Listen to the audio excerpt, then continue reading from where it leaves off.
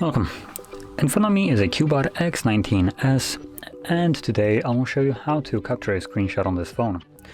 So to get started, you'll want to open up the content that you wish to capture. I'll be using just the home screen, as you can see right here. And once you have it open and visible, whatever it is that you want to capture, simply hold power key and volume down at the same time.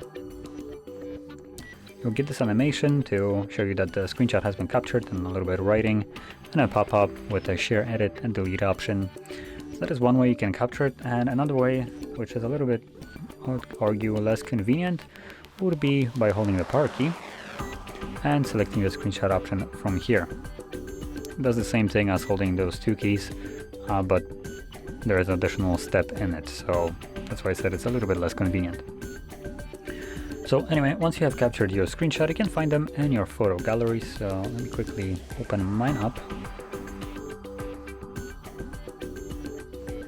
Photos, there we go. And as you can see, there are the two screenshots that I have captured. So there is one, and then there is the second one. So that is how you capture a screenshot on this device. And if you found this very helpful, don't forget to hit like, subscribe, and thanks for watching.